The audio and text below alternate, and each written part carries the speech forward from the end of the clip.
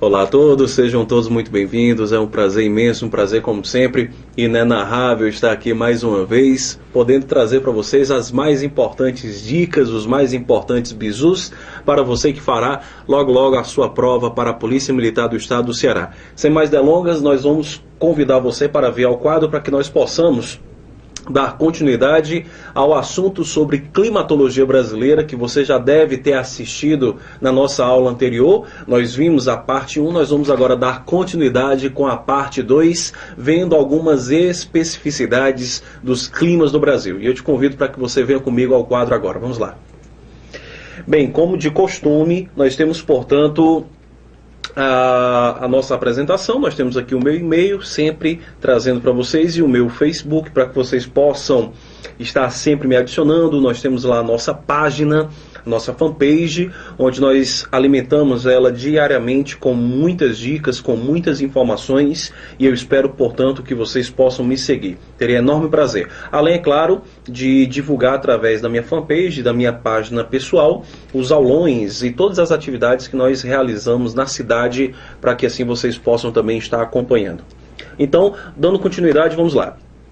Bem, como nós vimos na aula anterior, o Brasil, portanto, ele é um país de grandes extensões latitudinais. Essas grandes extensões fazem com que nós tenhamos uma grande diversidade de climas espalhados por todo o país. No entanto, o que nós vamos fazer na aula de hoje é exatamente tentar compreender como esses climas eles se comportam. Nós vamos começar, portanto, aqui trazendo para vocês algumas abordagens bem interessantes, tais como nós temos, por exemplo, aqui os chamados climogramas.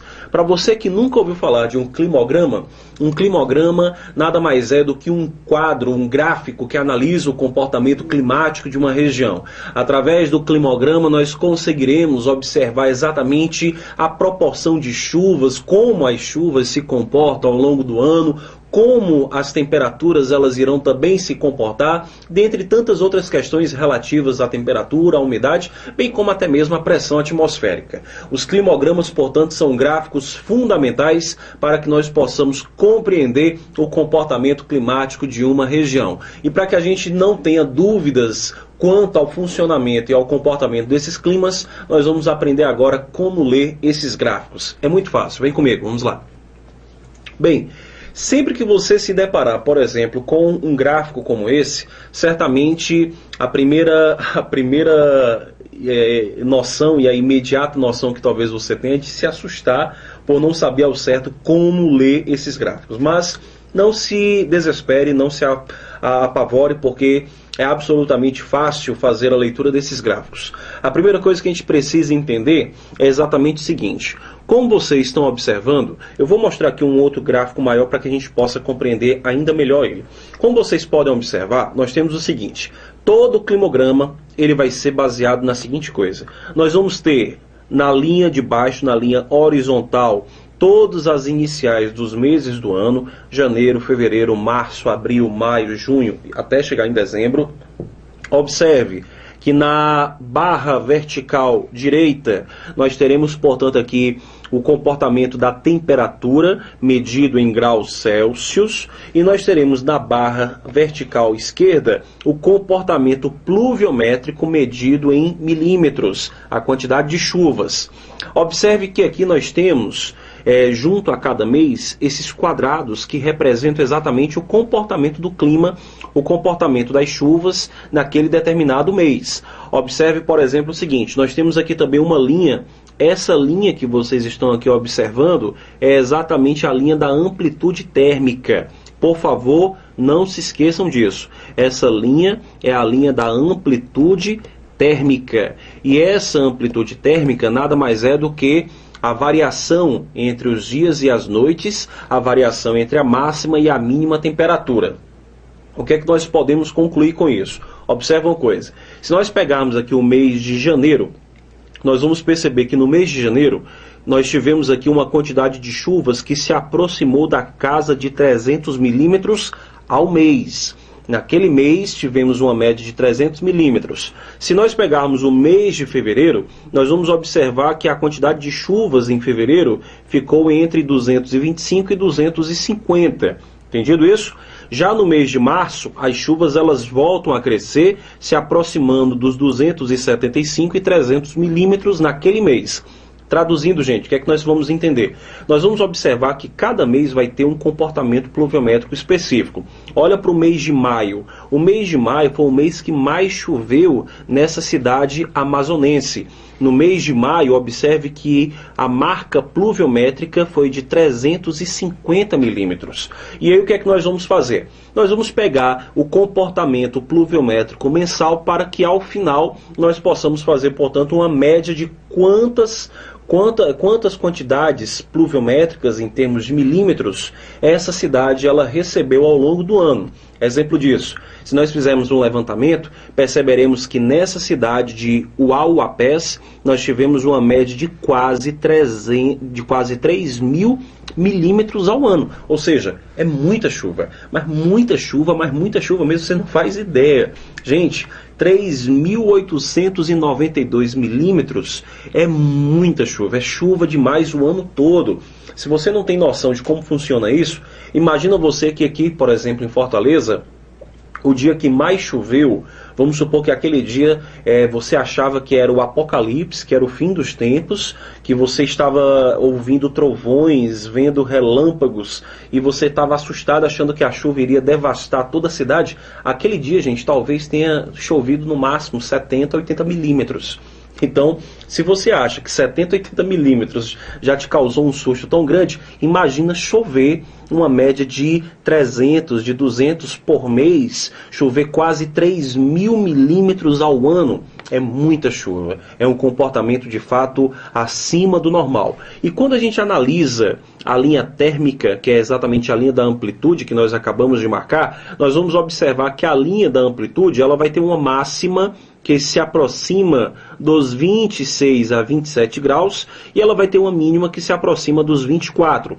Traduzindo, essa linha da amplitude ela vai ter uma variação média de apenas 3 graus, porque a mínima chega a 24, a máxima fica ali entre 26 e 27. Se a gente utilizar o número 27, perceberemos que a variação, portanto, foi de apenas 3 graus. Esse seria, portanto, o clima equatorial, que é um clima considerado úmido, mas em algumas regiões também considerado semiúmido, que é um clima mais de transição. Esse clima equatorial é o clima que predomina na maior parte da região norte do Brasil, cujas características climáticas nós vamos observar são, sempre que nós falarmos no norte do Brasil, gente, por favor, não se esqueçam, o norte do Brasil é uma região de clima quente, clima úmido e de baixas amplitudes térmicas.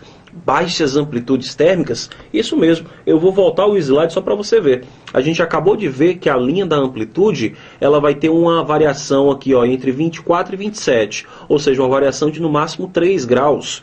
3 graus é muito pouco, gente. 3 graus é uma amplitude muito baixa. E quando a gente analisa esses gráficos, a gente percebe, portanto, que é uma região de clima quente, uma região muito úmida e uma região de baixas amplitudes térmicas, com temperaturas que variam em média entre 24 e 26 graus, como nós acabamos de observar no gráfico, possui registros altíssimos de pluviometria anual, acima dos 2.000. Nós acabamos de ver que na cidade de Uauapés, no Amazonas, nós tivemos um registro de quase 3.000, foram 2.892, não havendo, portanto, uma estação seca definida.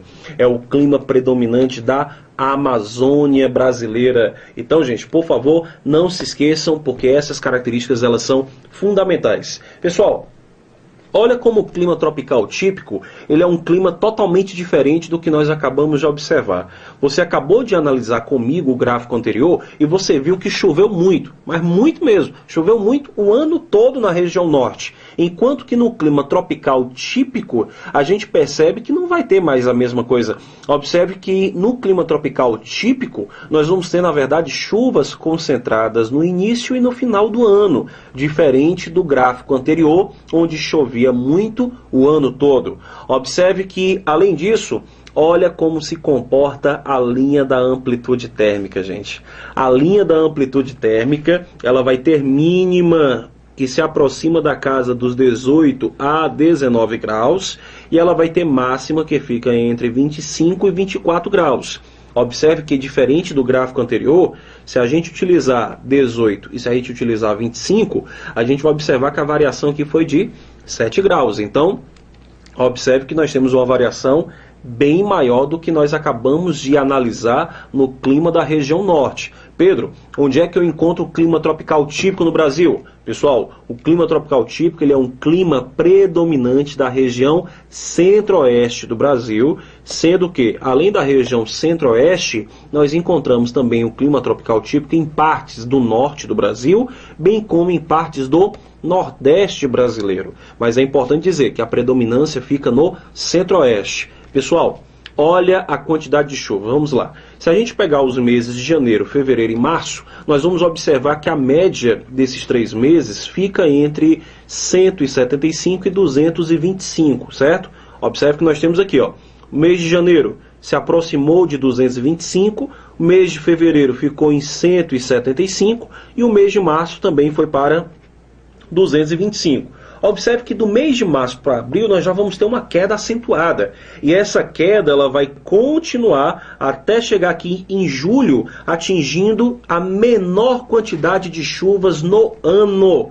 Pessoal, no mês de julho, nós vamos observar que praticamente não chove nessa região, fazendo dessa maneira com que você tenha um mês mais seco. Olha que o mês de julho você não chega sequer à casa dos 25 milímetros naquele mês, o que de fato torna um mês muito seco e ausente ou escasso de água ou chuva.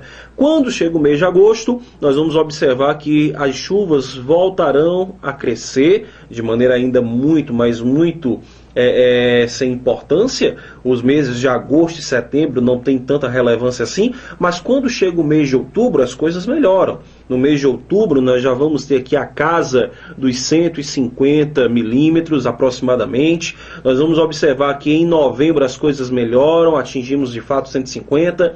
Em dezembro, aí não. Dezembro a gente volta a ter, portanto, a marca habitual de mais de 200 milímetros. Então, se nós pegarmos de fato o período chuvoso, nós vamos observar que o período chuvoso ele fica concentrado no início e no final do ano.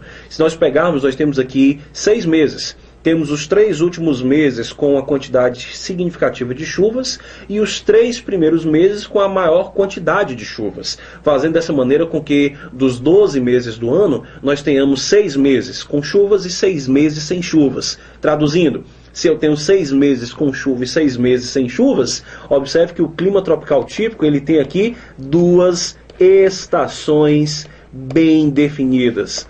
As 2 estações bem definidas, no caso, são o verão chuvoso e nós vamos ter um inverno seco. Um verão chuvoso e um inverno seco. Verão chuvoso, não se esqueçam, o verão no Brasil, como também no hemisfério sul, ele começa no dia 21 de dezembro e vai até o dia 20 de março. Ou seja, o verão é exatamente a estação que pega os 3 primeiros meses do ano e pega o último mês do ano, que é o mês de dezembro. Sendo que, aqui no caso, como nós temos 2 estações bem definidas e 2 mal definidas, é uma coisa que você, por favor, não pode esquecer. Aluno Pedro Israel, aluno Gustavo Brito, não pode ficar sem entender isso. O Brasil tem quantas estações? 2 ou 4? 4. Mas como assim, Pedro? Tu acabou de falar que são 2 estações bem definidas? Exato. Eu disse que são 2 bem definidas. Mas se existem 2 bem definidas é porque nós temos 2 mal definidas. Então o que significa dizer? Significa dizer que o Brasil tem 4. Dessas 4 estações, 2 são bem definidas, ou seja, são perceptíveis ao brasileiro, e 2 são mal definidas e, portanto, não são perceptíveis. Nós não temos uma percepção de quando é a primavera ou outono no Brasil, na maior parte do Brasil, mas em outra parte não. Em outra parte nós vamos ter 2 estações bem definidas, que é o verão chuvoso e o inverno seco. Portanto, nós temos 4 estações do ano no Brasil, não se esqueçam disso. Se nós temos 2 bem definidas e 2 mal definidas, o que é que nós vamos perceber? Nós vamos perceber que as 2 que são mal definidas, elas acabam muitas vezes sendo confundidas com as 2 bem definidas. Vou te dar um exemplo. Quando se está vivendo a primavera, A primavera não é uma estação bem definida. Se a primavera não é bem definida, nós vamos observar que a primavera ela vai ter traços do verão. Logo, quando se está na primavera, começa-se, portanto, a chover na primavera, dando a impressão de que nós já estamos vivendo o verão, mas ainda é primavera, porque a primavera anuncia o verão. Da mesma forma que a primavera anuncia o verão, o outono ele anuncia o inverno. E assim nós temos, portanto, essa relação. Lembra daquelas modas que as grandes marcas de roupa elas lançam aqui no Brasil? Você deve estar lembrando agora de muitas marcas que evidentemente eu não vou citar o nome, mas você já deve estar lembrando de muitas marcas de roupas que na televisão anunciam exatamente as coleções. Coleção outono e inverno, coleção primavera-verão, coleção, não é verdade? Então percebam que se eu lanço a coleção primavera-verão, é porque aquela roupa vai ser adequada para aquelas duas estações. E se eu lanço a coleção outono e inverno, é porque a roupa também vai ser adequada para aquelas duas estações. Dessa maneira, nós temos, portanto, duas estações bem definidas e duas mal definidas que a anunciam as que são bem definidas, beleza? Volta comigo para o quadro, vamos lá.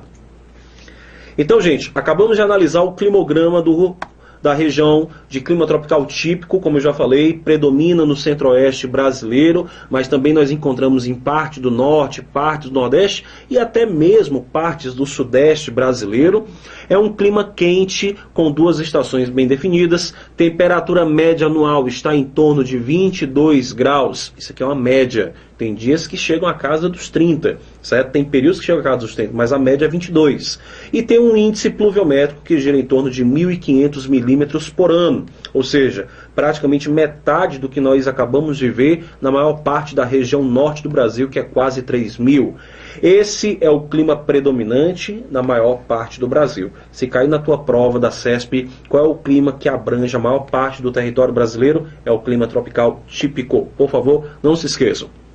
Pessoal, temos aqui o clima tropical de altitude, e aqui nós temos uma cidade maravilhosa, que é a cidade de São Lourenço, em Minas Gerais. Nós vamos observar que o clima tropical de altitude, ele tem uma característica parecida com o clima tropical típico. Observe que nós temos, portanto, aqui uma concentração também de chuvas no início e no final do ano. Observe que os 3 primeiros meses, o mês de janeiro é 300, o mês de fevereiro cai para 250, o mês de março cai para 150. Ou seja, são quedas bruscas, né? Não são pequenas quedas, são quedas significativas. Já se a gente pegar os 3 últimos meses, outubro vai estar em torno de 125 a 150, o mês de novembro sobe para 175, o mês de dezembro vai lá para cima em 325, ou seja, nós temos as chuvas também concentradas. E os outros 6 meses do ano são meses praticamente secos. Observe que maio, junho, julho e agosto são 4 meses em que a quantidade de chuvas ela não chega sequer à marca dos 30 milímetros. Então, é pouquíssimas chuvas nesse período todo. As temperaturas médias, elas também são mais baixas do que nós acabamos de ver no clima tropical típico. A máxima do clima tropical típico vai ficar aqui entre 21 e 22 graus.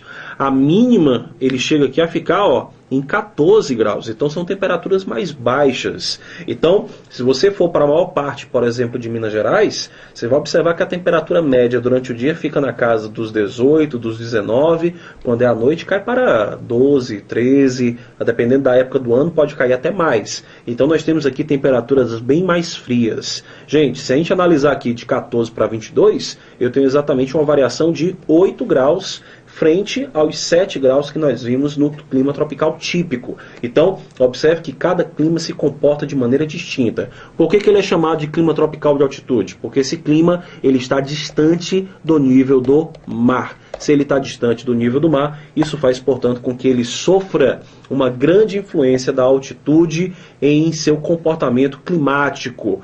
Observe que o relevo ele é o fator predominante para explicar as temperaturas amenas, com médias entre 17 e 22. Cuidado, gente, por favor, média não significa regra. Nós acabamos de ver no climograma que a máxima pode chegar a 22 e a mínima a 14. Mas quando eu faço uma média, eu estou pegando exatamente o meio termo dessas duas coisas. Os índices pluviométricos ficam em torno de 1.500 e é predominante da região sudeste do Brasil, em especial das regiões mais altas do sudeste. Bora falar do clima tropical litorâneo.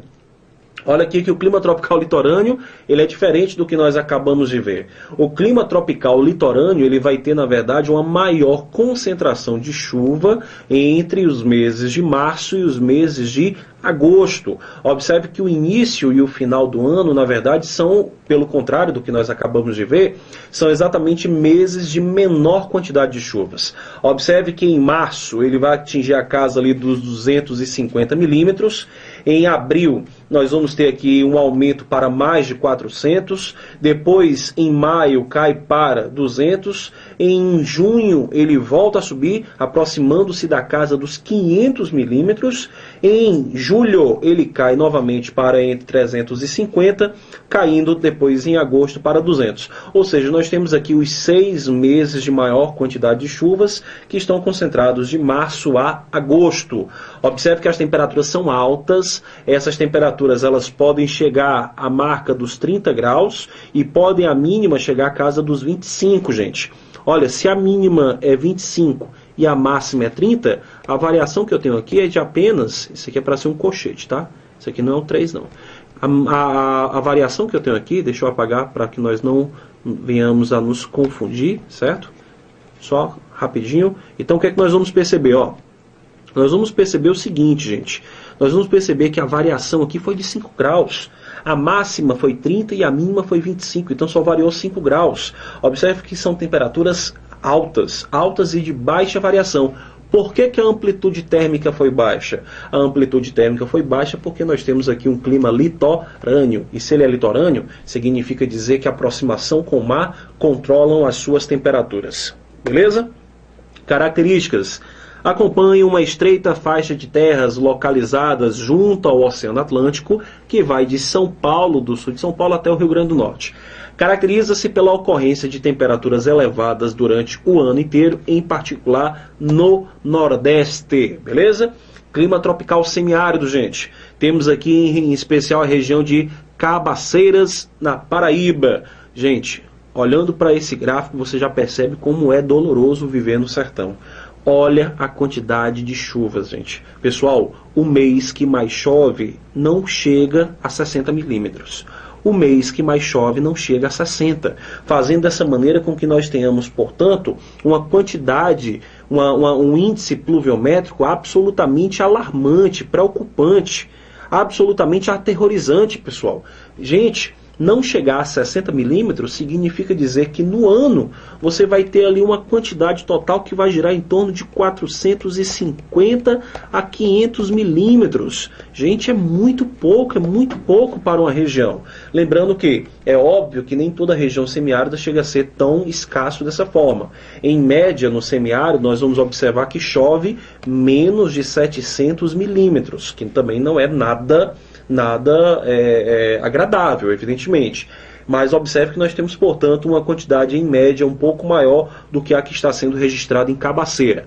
Observe que as temperaturas, a máxima chega a 30 graus e aqui nós vamos ter uma mínima chegando, portanto, a 25 graus. Observe que a variação aqui, no caso, foi uma variação também de 5 graus, não sendo uma variação tão grande. Existem regiões onde essa variação ela vai ser muito maior, pois a amplitude térmica no semiárido ela é alta em geral, mas no caso aqui nessa região, ela deve estar sofrendo alguma influência de uma massa de ar que torne essa amplitude térmica menor do que a que nós conseguimos registrar em outras partes do sertão. Beleza, gente? O interior nordestino apresenta os climas menos úmidos do Brasil e, portanto, o clima semiárido.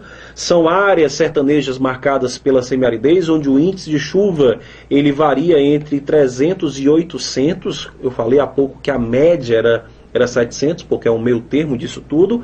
Temos um clima quente e seco, as temperaturas variam pouco durante o ano, apresentando médias entre 26 e 28 graus. Médias, certo? Para encerrar, nós temos aqui o clima subtropical, que é um clima que nós vamos encontrar no sul do Brasil, mas também no sul de São Paulo.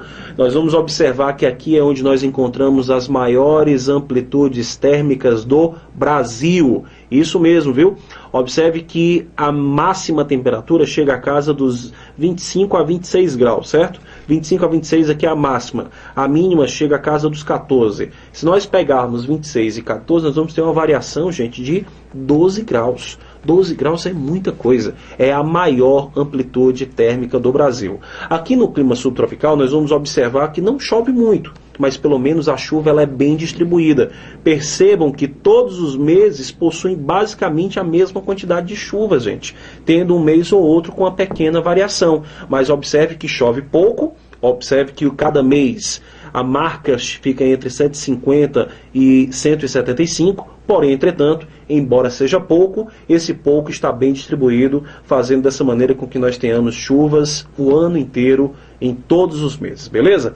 Pessoal, encerramos assim mais uma participação sobre a climatologia brasileira. Espero que vocês tenham conseguido se orientar bem quanto ao uso desses climogramas e as leituras que nós devemos fazer acerca de cada um deles. É sempre importante, portanto, complementar, evidentemente, esses estudos com um bom livro de geografia, para que vocês possam estar exatamente vendo algumas características complementares, pois cada livro ele trará, evidentemente, novidades que muitas vezes não é possível, devido ao tempo, nós abordarmos aqui. Mas, de todo modo, vocês estão sendo muito bem assistidos, pois eu estou apresentando para vocês aquilo que é de mais importante, de maior relevância, para que você possa, portanto, fechar a sua prova de logo mais. Fica o meu abraço mais uma vez, o meu desejo de bons estudos e até a próxima com mais dicas de geografia do Brasil para a prova da PM. Tchau, tchau!